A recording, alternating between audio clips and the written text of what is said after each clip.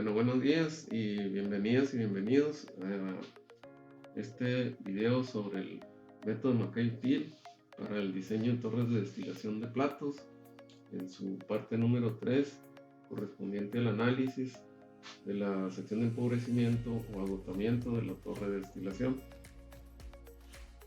Los puntos a cubrir en esta parte número 3 del video son los siguientes.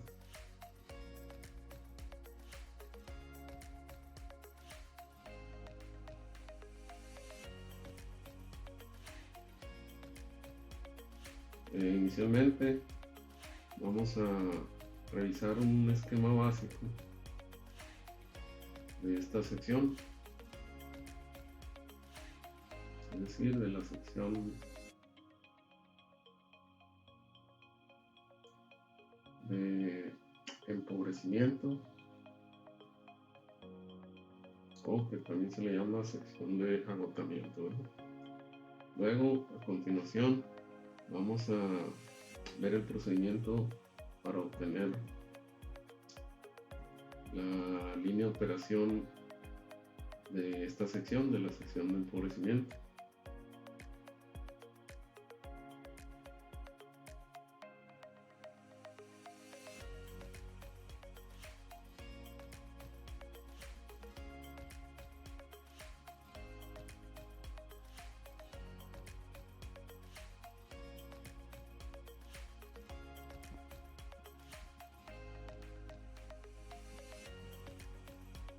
Y finalmente vamos a ver la manera en que se determinan las etapas ideales en esta sección.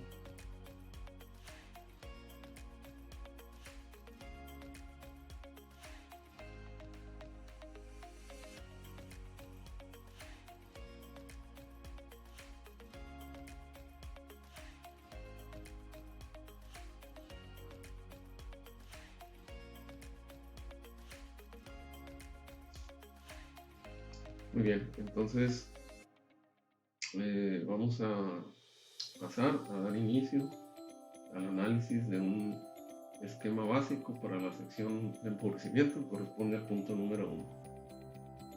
Muy bien, entonces vamos a dar inicio al primer punto, que es el esquema básico de la sección de empobrecimiento, o también llamada sección de agotamiento.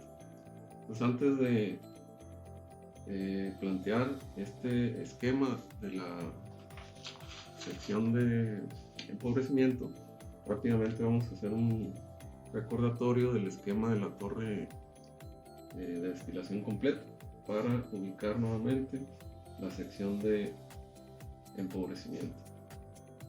Entonces, habíamos visto anteriormente que la torre de destilación, que en este caso es una torre de destilación de platos, contaba con una corriente de alimentación,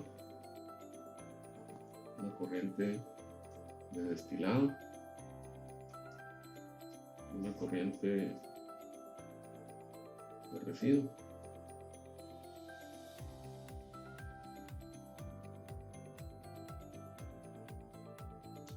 Y a la sección que se encontraba por encima de la corriente de alimentación le llamábamos sección de enriquecimiento, y a la sección que se encontraba debajo de la corriente de alimentación le llamábamos sección de empobrecimiento o de agotamiento también. Entonces, en este video, en su parte número 3, queremos hacer el análisis de la sección de empobrecimiento, o sea, la sección que se encuentra debajo de la corriente de alimentación. Y para ello, pues vamos a hacer un esquema correspondiente únicamente a esta sección. Entonces, ese lo vamos a elaborar aquí en la parte de la derecha de una forma un poco más detallada, ¿no?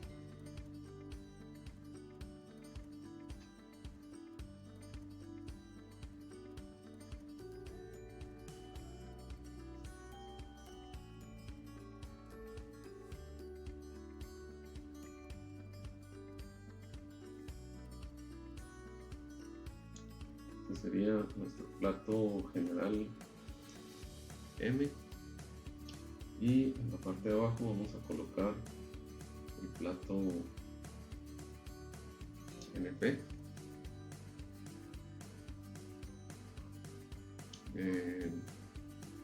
El plato que se ubica por encima del plato NP pues va a ser el anterior, o sea el NP-1, y así sucesivamente, ¿verdad? Este va a ser el N igual a NP-2. Y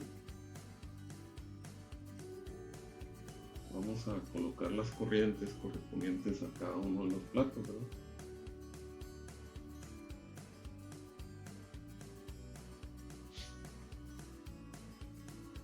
De forma semejante a como lo hicimos con la sección de enriquecimiento, pues de antemano no sabemos cuántos platos tendrá la sección de empobrecimiento. Entonces pues vamos a definir un plato general M y pues vamos a poner puntos suspensivos entre ese plato general M y los siguientes, ¿verdad? Para indicar que puede ser un número grande o un número pequeño de platos dependiendo del caso particular, ¿verdad?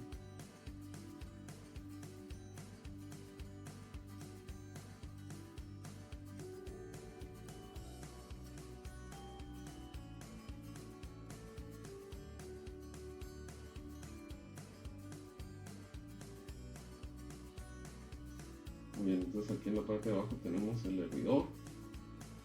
Esta vendría siendo nuestra corriente de residuo o de colas con un flujo W y una fracción mol del más volátil XW. Vamos a considerar que la columna de destilación tiene NP platos ideales y que a la hora de que se envía desde el último plato la corriente del líquido pues más pesado en la parte de abajo hacia el hervidor, se lleva a cabo una última separación de las dos fases debido a la ebullición que ocurre en el hervidor, y que el tiempo de contacto entre la fase líquida que abandona la torre y la fase de vapor que se regresa a la columna es el suficiente para que estas dos corrientes se encuentren en equilibrio mutuo. Por lo tanto, el comportamiento de la etapa del hervidor es el que corresponde a una etapa ideal.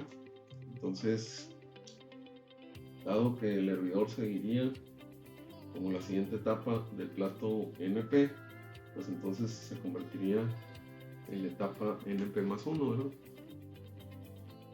Por lo tanto, pues el flujo que se regresa hacia el cuerpo de la torre tendría una nomenclatura GNP más 1 como flujo molar total y una fracción mol de más volátil y NP más 1, ¿verdad?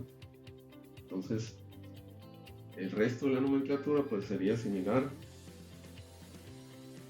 a la consideración que hemos utilizado anteriormente de que cualquier corriente que salga de una etapa lleva el subíndice de esa etapa, ¿verdad? Entonces, esta corriente de líquido tendría un flujo L subíndice NP y una concentración de XNP, y así sucesivamente, ¿no? Este sería este líquido, LNP-1, XNP-1, LNP-2, XNP-2, LNP-3, XNP-3, y del plato M pues estaría saliendo un flujo L subíndice M con una fracción mol X subíndice M, ¿verdad? Y por el lado de la fase de vapor pues tendríamos la siguiente nomenclatura, que sería GM más 1 con fracción mol Y M más 1, porque viene del plato siguiente al M, que pues sería el M más 1, ¿verdad?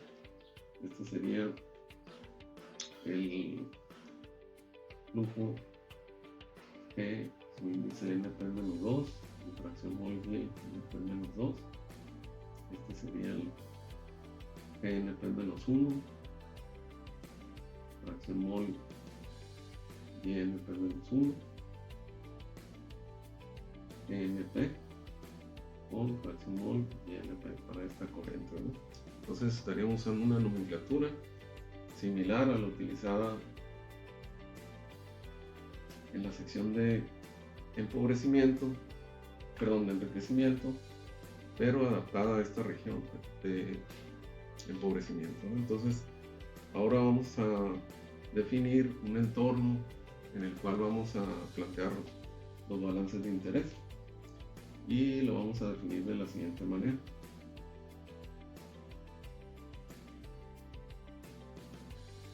Entonces a esa va a ser la región a la que vamos a plantear nuestros balances, ¿no? Y va a ser nuestro esquema para la sección de empobrecimiento,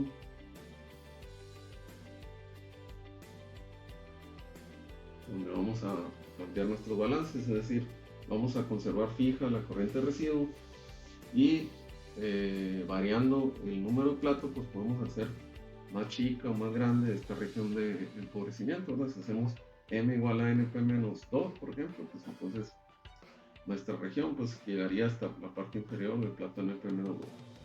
Si hacemos m igual a np menos 1, pues nuestra región de análisis llegaría hasta la parte inferior del plato np menos 1 y así sucesivamente en cualquiera de los platos de la sección de empobrecimiento que nosotros queramos hacer el análisis, de tal manera que si hacemos la obtención de ecuaciones de balance basada en esta región general de la sección de empobrecimiento, entonces variando únicamente el subíndice, o sea el valor de m, pues vamos a poder aplicar esa misma ecuación general pues a cualquiera de los platos de la sección de empobrecimiento, ¿verdad?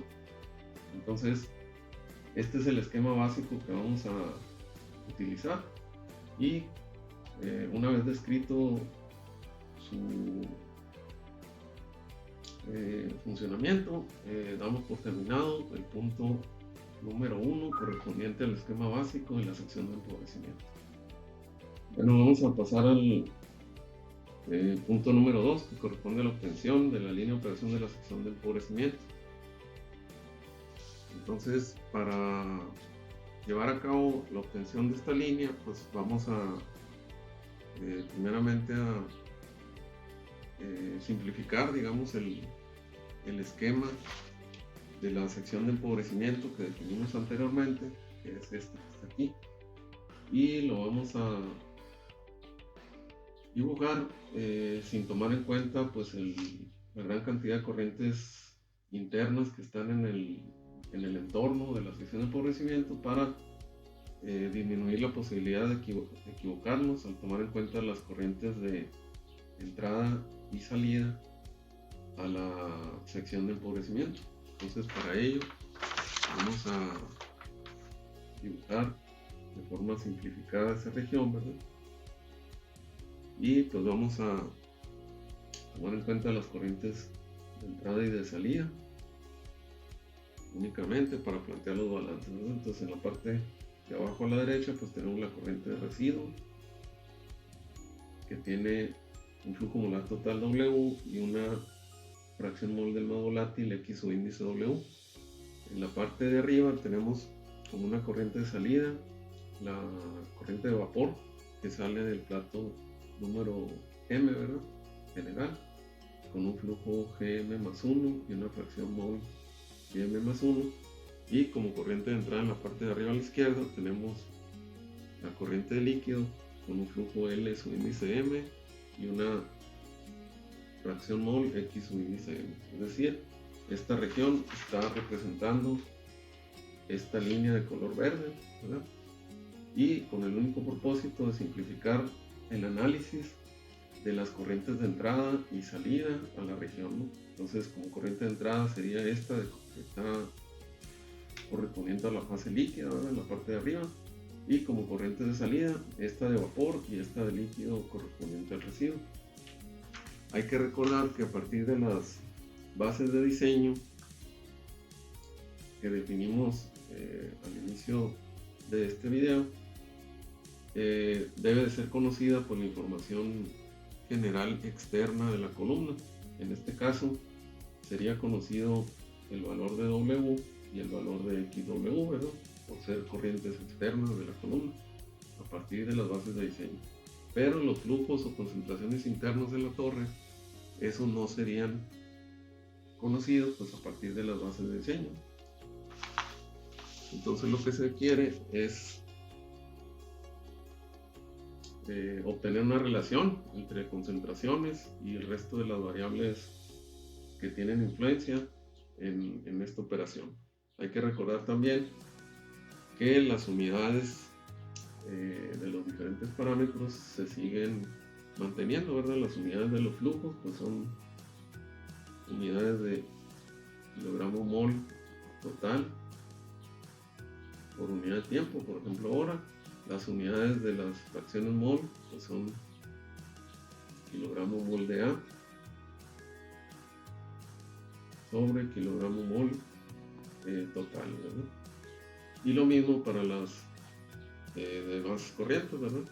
Flujos totales, fracción mol, flujos totales, fracción mol, ¿verdad? Con estas unidades.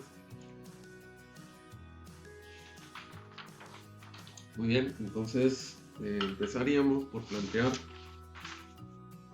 el balance de masa total para esta sección, ¿verdad? Entonces vamos a anotar aquí y vamos a proceder a plantear el balance de masa total. Balance de masa total en la sección de empobrecimiento.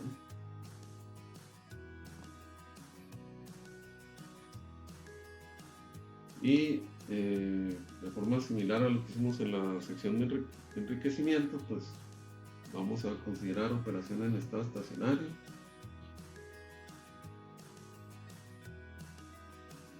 y sin presencia de reacción química, ¿verdad? Entonces eso va a eliminar el término de acumulación y el término de reacción en el balance, obteniéndose que las entradas totales van a ser igual a las salidas totales, ¿verdad?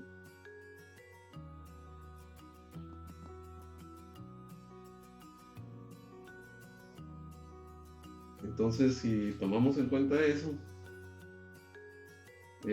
pues las entradas totales corresponderían a esta corriente de líquido y las salidas a estas otras dos corrientes, ¿verdad? Entonces, en el término de entrada pondríamos su representación matemática, que sería LM, ¿verdad? Y en las salidas anotaríamos M más 1 y W, ¿verdad? Serían estas dos corrientes. Entonces, siguiendo la nomenclatura utilizada en la parte 2 del video, ¿verdad? Entonces esta vendría a ser nuestra siguiente ecuación, que corresponde al número 9. Le vamos a poner las iniciales del método, el McKay-Vitil y pues el número 9, ¿no? Para identificarla más adelante. Y a continuación pues escribiríamos el balance para el componente más volátil A, ahí mismo en la sección de empobrecimiento. Entonces vamos a continuar y a continuación vamos a plantear el balance de masa para el componente más volátil A en la sección de empobrecimiento. Nuevamente vamos a considerar que la operación ocurre en estado estacionario sin reacción química, por lo tanto las entradas del componente más volátil A, ¿verdad?, deben de ser iguales a las salidas de ese componente, ¿no? Entonces tenemos que considerar aquí en el esquema, ¿verdad?, como entradas las que corresponden a esta corriente de líquido y como salidas las que corresponden a esta flecha y a esta que está aquí. Por lo tanto vamos a sustituir eso en nuestro balance y nos quedaría que las entradas serían el producto de LM por XM y las salidas serían el producto de GM más 1 por GM más 1 más el producto del flujo W por XW, ¿verdad? Y pues esta va a ser nuestra siguiente ecuación. Le vamos a poner el número 10, ¿verdad? Y seguidamente vamos a despejar la variable y de esta ecuación, pasando este término al lado izquierdo y luego pasando, este término restando y este término dividiendo, ¿no? Entonces ahí vamos a despejar. Nos va a quedar que la y m más 1 pues es igual al cociente de LM entre GM más 1 por pues XM menos el cociente de W por GM más 1 por la fracción mol XW. Y esta va a ser nuestra ecuación siguiente, que sería la número 11.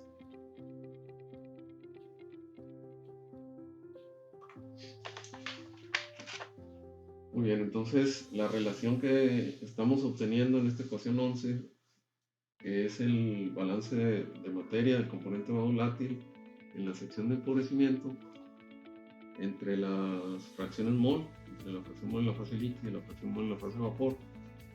Pues estamos viendo que tiene una estructura de una línea recta, ¿verdad? Entonces, como si comparáramos esa ecuación 11 con la ecuación de una recta en su forma estándar, que es y igual a mx más b, ¿verdad?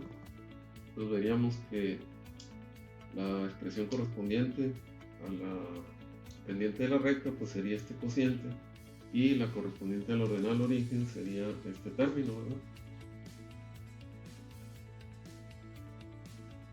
Entonces, ¿cómo quedaría la representación cualitativa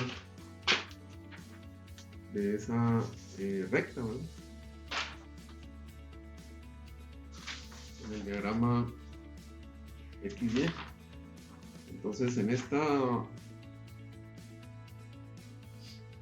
expresión tenemos pues varias variables, ¿verdad? Tanto la y m más 1, que sería la principal variable dependiente de interés, como la x sub m, que sería, de acuerdo a la estructura de la ecuación, nuestra variable independiente. Pero también habría otras variables que dependen de la concentración, como son LM, M más 1, y tendríamos términos que serían constantes, ¿no? Conocidos, como dijimos anteriormente, a partir de las bases de diseño, como son W y XW. Entonces, ¿cómo pudiéramos cualitativamente trazar es la representación gráfica, ¿no? De la ecuación 11? Pues no podemos de forma definitiva hacer el trazo como hicimos en el caso de la ecuación obtenida para la sección de enriquecimiento, pero sí podemos hacer cierto nivel de análisis. Por ejemplo, podemos, para empezar, pues establecer que esta ecuación obtenida, que es la ecuación correspondiente al balance de masa, ¿no? Para la sección de empobrecimiento, pues vendría siendo la ecuación de la línea de operación para esa sección, ¿verdad? Entonces vamos a anotar eso, la ecuación 11 es la ecuación de la línea de operación de la sección de empobrecimiento de la torre.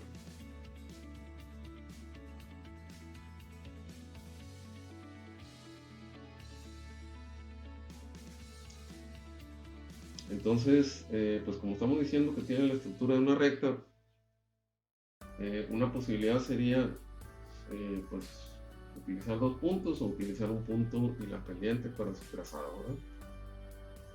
Entonces, ¿qué podemos decir al realizar un análisis?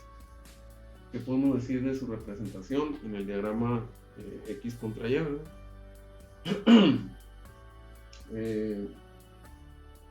Si quisiéramos hacer su gráfica, ¿no?, cualitativa, ¿no?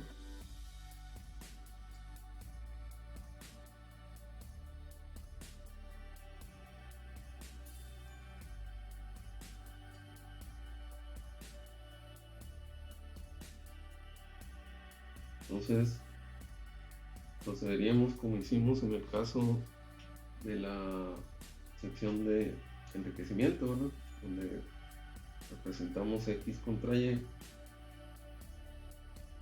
y que trazábamos también pues la línea de equilibrio del sistema. En este caso vamos a trazar la línea de 45 grados, ¿verdad?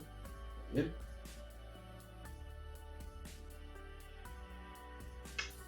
Y la línea de equilibrio, ¿verdad? Entonces esta sería la línea de equilibrio del sistema, ¿no?, que se esté analizando, y esta sería pues la línea 45 grados, ¿verdad? Entonces nuestra ecuación 11, ¿no?, que es la línea de operación de la sección de empobrecimiento, si la queremos trazar de manera cualitativa, como sabemos que es una recta, pues ocupamos o 2 puntos o la pendiente y un punto, ¿verdad? Con respecto a poder trazar 2 puntos, pues nos encontramos con un problema, con que a diferencia de la ecuación que generamos para la línea de enriquecimiento, la cual nos quedó en función de un parámetro externo como es la relación de reflujo, ¿no?, el valor de R. Entonces ahí teníamos una relación explícita entre X y Y a partir de parámetros conocidos como eran la R, la XD y la D, ¿verdad?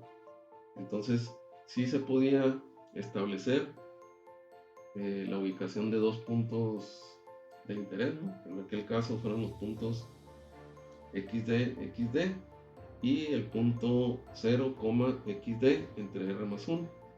Pero en este caso de la ecuación 11, a la hora de que tenemos la relación entre X y Y, pero está en función de otras variables, ¿no?, como LM y GM más 1, además de las constantes W y XW, entonces no podemos establecer de forma inequívoca 2 puntos, ¿no? Pero sí podemos hacer cierto análisis. Por ejemplo, de acuerdo al balance que escribimos para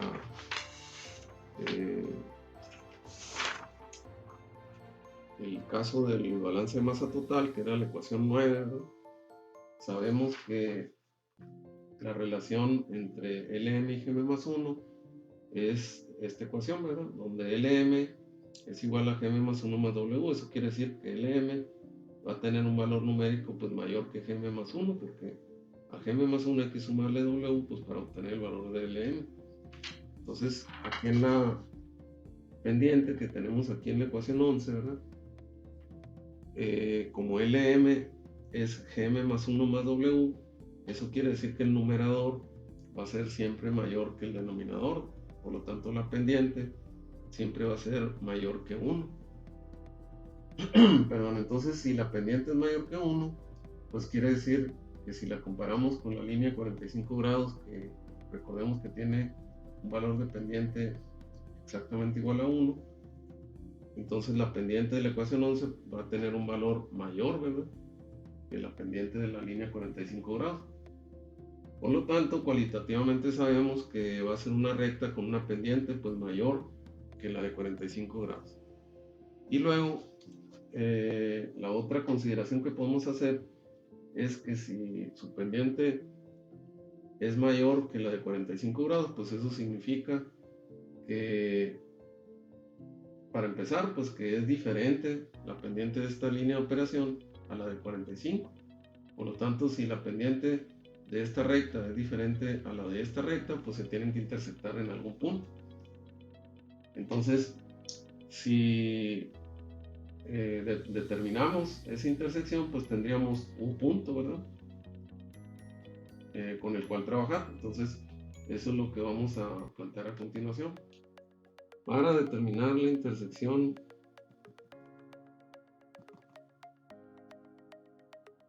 entre la ecuación 11 y la línea a 45 grados, lo que tenemos que hacer es pues resolver esas dos ecuaciones de forma simultánea, ¿no? Entonces esta sería la ecuación correspondiente a la ecuación 11, ¿verdad?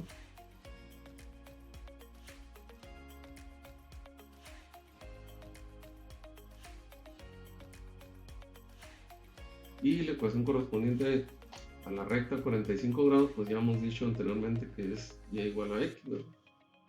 Entonces, si queremos resolver estas dos ecuaciones, pues lo que hacemos es utilizar pues la estructura de la ecuación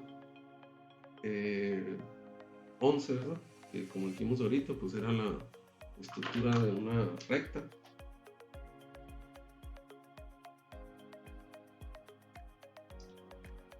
Y lo que haríamos sería sustituir esta ecuación aquí, o sea, en esta ecuación 11, y despejar el valor de x, ¿verdad? Entonces, quedaría como ejercicio para el estudiante el poder hacer esa sustitución y despejar el valor de x, ¿verdad? Entonces, vamos a anotar aquí que puede demostrarse, y eso va a ser un ejercicio,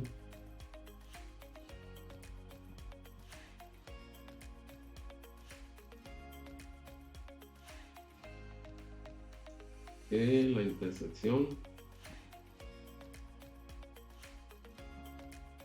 de estas dos rectas ocurre en el punto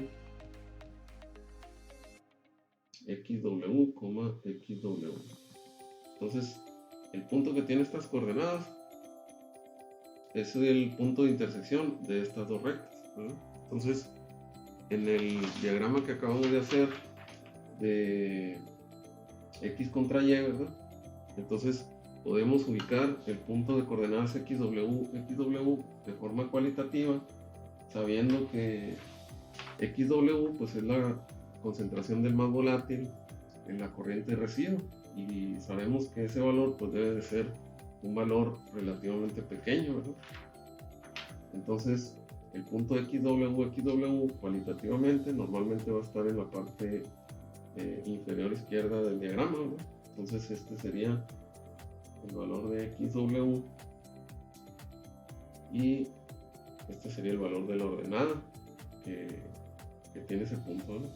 Entonces eso es lo que podríamos avanzar en términos de tratar de representar de manera cualitativa la ecuación 11, la línea de operación de empobrecimiento. Es decir, tenemos un punto que es el punto xw, recordando que xw tiene que ser conocido a partir de las bases de diseño, y tenemos que la pendiente de la ecuación 11 tiene que ser una pendiente mayor que la correspondiente a la línea de 45 grados. Entonces, con esa información podríamos trazar de forma cualitativa el comportamiento de la línea de operación de empobrecimiento, con la consideración de que cuando analicemos lo que esté ocurriendo en la parte central de la torre, en particular lo que esté ocurriendo en el plato de alimentación, vamos a poder fijar de manera definitiva el comportamiento de la línea de operación de empobrecimiento. Es decir, ahorita tendríamos fijo el punto xw y sabríamos que va a tener una pendiente mayor que la de 45 grados. pero no sabemos exactamente cuál irá a ser esa pendiente. Eso lo vamos a definir, cuál va a ser exactamente esa pendiente, en el momento en que analicemos lo que esté ocurriendo en el plato de alimentación, que esperamos va a estar ubicado pues en alguna parte intermedia de la torre, ¿verdad? Entonces, por lo pronto, para trazar de forma general la línea de operación de empobrecimiento, vamos a trazar una línea que inicie en el punto XWXW y que tenga una pendiente mayor que la de 45 grados. Por ejemplo, esta línea que voy a trazar aquí, la cual voy a trazar pues desde el punto XW y con un valor de pendiente pues mayor a la de 45 grados, ¿verdad? Entonces esa vendría siendo una representación cualitativa de la línea de operación de empobrecimiento, ¿no?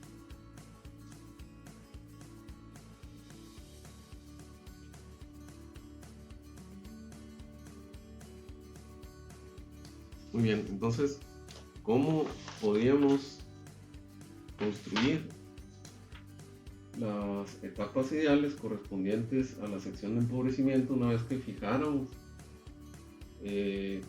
la línea de operación de empobrecimiento? Entonces hay que recordar que aquí en el esquema básico de la sección de empobrecimiento tenemos información conocida, ¿verdad? Conocemos el valor de W y conocemos el valor de XW, ¿verdad? A partir de las bases de diseño. Entonces, ¿qué relación existiría entre las concentraciones en la torre y la concentración correspondiente al residuo? Por ejemplo, hemos dicho que el tiempo de contacto entre la fase vapor y la fase líquida aquí en el hervidor es suficiente para considerar que alcanzan el equilibrio. Por lo tanto, el comportamiento del hervidor correspondería al de una etapa ideal. Entonces, si conocemos la concentración XW, ¿cuál será el valor numérico de YNP más 1? Pues va a ser el valor de Y que se encuentra en equilibrio con XW, ¿verdad? Entonces, si tenemos el diagrama elaborado a escala de X contra Y, ¿verdad? Para la línea de empobrecimiento, pues entonces si conocemos el valor de XW, el valor de YNP más 1 lo determinaríamos subiendo para ese valor de X, subiendo a la línea de equilibrio, ¿verdad? Y leyendo el valor de manera horizontal en el eje de las Y, ¿verdad? Las ordenadas. Entonces ese sería el valor de YNP más 1. De tal manera que si ahora formamos el triángulo que corresponde a esas concentraciones entre la línea de operación de empobrecimiento y la línea de equilibrio, entonces estaríamos obteniendo el siguiente triángulo rectángulo, el cual correspondería a la etapa NP más 1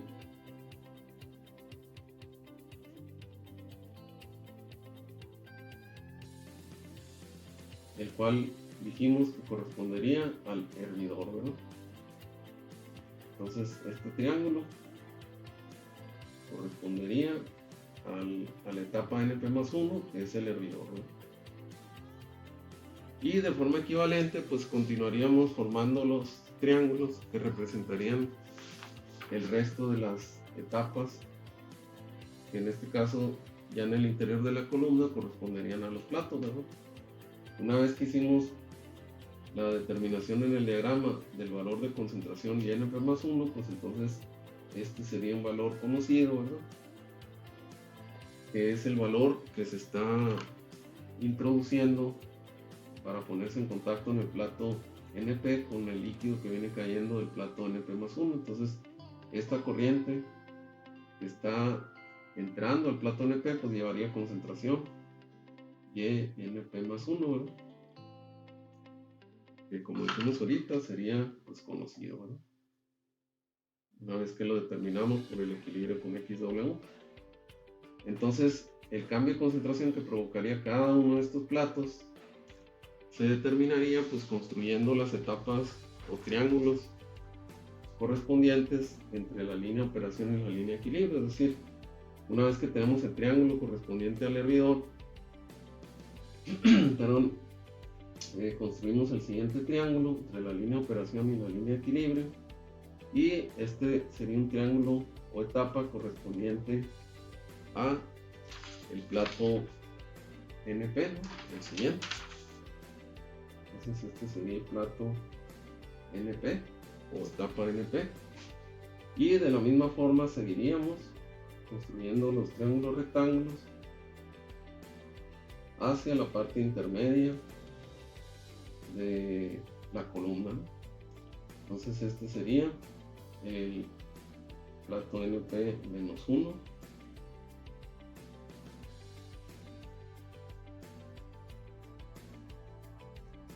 este sería el NP-2, y así sucesivamente. Entonces, ¿hasta dónde continuaríamos construyendo estos triángulos? Hasta donde se intersecte la línea de operación de empobrecimiento con la línea de operación que dibujamos en la sección de enriquecimiento, ¿verdad? Que recordemos que tenía un comportamiento similar a este. Pues la intersección de las dos líneas va a ocurrir justo en el plato de alimentación, y entonces de esa manera, analizando esa intersección, es como vamos a determinar dónde corresponde introducir la alimentación, es decir, cuál va a ser el plato de alimentación adecuado para esta torre, y sabríamos hasta dónde tenemos que hacer la construcción de los triángulos en la sección de empobrecimiento, y cómo relacionarlo con la construcción de los triángulos en la sección de enriquecimiento, ¿verdad? Bueno, entonces con esto habríamos analizado cómo hacer la determinación de las etapas en la sección de empobrecimiento, y con eso daríamos por concluido el análisis del punto número 2 y el punto número 3, que lo revisamos de forma conjunta con el punto número 2. Y en la siguiente parte del video, que es la parte número 4, vamos a analizar cómo afecta el comportamiento de la corriente de alimentación, pues en qué estado viene la corriente de alimentación al introducirse a la torre, en el comportamiento del número de etapas de diseño, ¿verdad? Entonces, por lo pronto, aquí concluimos la parte número 3 de este video, y en nuestro siguiente video continuaríamos con la parte número 4. Entonces este sería el fin de la parte 3 del video. Gracias por su atención.